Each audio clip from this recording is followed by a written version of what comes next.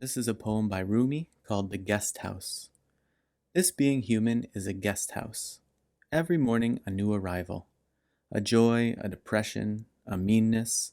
Some momentary awareness comes from an unexpected visitor. Welcome and entertain them all, even if they're a crowd of sorrows who violently sweep your house empty of its furniture. Still, treat each guest honorably. He may be clearing you out for some new delight. The dark thought, the shame, the malice, meet them at the door, laughing, and invite them in. Be grateful for whoever comes, because each has been sent as a guide from beyond. This poem reminds me of a proverb from, I believe it comes from ancient China. I could be wrong in that. I believe it's Eastern in nature, though. Before I go through that, though, let's unpack this a little bit and give some broad strokes of meaning from this poem. So, being here, we've spoken before about the illusion of life and reality, and that there is a drama and a play afoot, and that you are on this board game that we call nothingness and space and everything that occupies it. And that everything that comes is an experience. And sometimes, as Rumi says here, it's going to feel like a joy, sometimes a depression, a meanness, maybe some momentary awareness comes unexpectedly, right? That's the key, that's one of the keys to the drama, is that you don't know what's coming. That's the suspense of all of life, is ultimately you don't know what's coming and when. And so this is basically saying, accept it all and understand that this is all coming to you, and you are a guest house, and your guests are all of these different things that are coming into your world.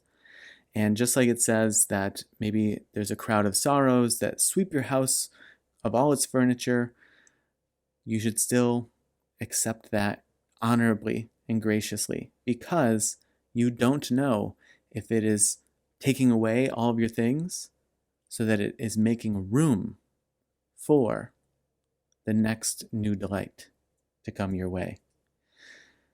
Now, the proverb that this reminds me of, I'm going to try to not botch it because I'm going off of memory. But the gist is, there is an old farmer and he has a son, and he raises horses on his farm. And one day, one of his horses gets out and runs away and is gone. And he's talking to his neighbors, and his neighbor is like, "Oh man, that's really unfortunate. I'm sorry your horse ran away. That's going to be hard." And the farmer says, "We'll see." The next day, the horse comes back, and following this horse are an additional 3 wild horses that it has brought with it. And once again, his neighbor comes over and says, "Wow, what good fortune you have to have just out of the blue inherited for free these 3 new horses. That's fantastic." And the farmer says, "We'll see." The next day, the farmer's son is trying to break one of the wild horses, and the horse throws him and he breaks his leg. Once again, the neighbor comes around. "I'm so sorry about your son. This is awful. This is going to be so hard for you to manage the farm all on your own. You're an old man. Your son's not going to be able to help you. He may get an infection. This might get worse. I'm really sorry." The farmer says, "We'll see." The following day, the conscription officers from the army come as they are conscripting young men to fight in the war. They take one look at his son, and while he is of the perfect age and fitness, he has the broken leg. And so they say, "No way that we can conscript you. We can't deal with having a soldier with a broken leg. So you just stay here and we'll go conscript the others." And so his son doesn't get taken away to fight in the war, and Again, neighbor comes by. What good luck you've had here.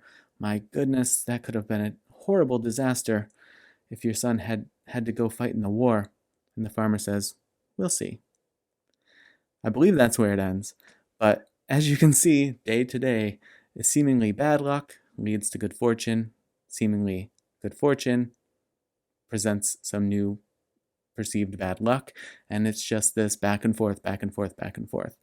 And it's set up in this silly fictitious tale, and everything is sort of extreme, right? A horse runs away, it brings back three more, kid breaks his leg, there's a war on, and so these are like pretty extreme things, but obviously that's the point.